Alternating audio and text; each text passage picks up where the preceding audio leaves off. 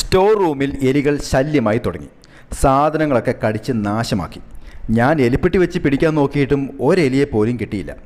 എലികൾ അങ്ങനെ പിടികിട്ടാപ്പുളികളായി വിലസി നടന്നു. ഒരു ദിവസം പക്ഷേ കഥ മാറി. സിദ്ധു പഴയ കളറിംഗ് ബുക്ക് തപ്പിയപ്പോൾ അത് കടിച്ച് പറിച്ചിട്ടേക്കുന്നത് കണ്ടു. ചെക്കന് ദേഷ്യമായി. അപ്പേ, എലിയെ പിടിച്ചേ പറ്റൂ.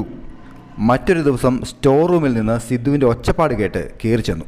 അപ്പേ, സിദ്ധു എലിയെ പിടിച്ചേ, അമ്പടം വിടുക്ക എങ്ങനെ?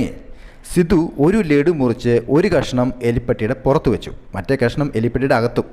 എലി വന്ന് പുറത്തിരിക്കുന്ന കഷ്ണം തിന്ന് കൊതി മൂത്ത് മറ്റേ കഷ്ണം തപ്പി നേരെ എലിപ്പെട്ടിയുടെ അകത്തേക്ക് കയറി ലോക്കായി. അപ്പോൾ സിദ്ധു, നാളെയും നമുക്ക് ലഡു വെച്ച് എലിയെ പിടിക്കണം. അയ്യോ മണ്ടൻ അപ്പേ, നാളെയും ലഡു വെച്ചാൽ എലി പേടിച്ച് തിന്നില്ലല്ലോ. നാളെ നമുക്ക് ജിലേബി വെക്കണം. എലികളുടെ ശ്രദ്ധയ്ക്ക് ഒരു ബുദ്ധിരാക്ഷസൻ എലിവേട്ടയ്ക്ക് ഇറങ്ങിയിട്ടുണ്ട്. ജാഗ്രതയും. Happy drawing, Saneesh Divakaran.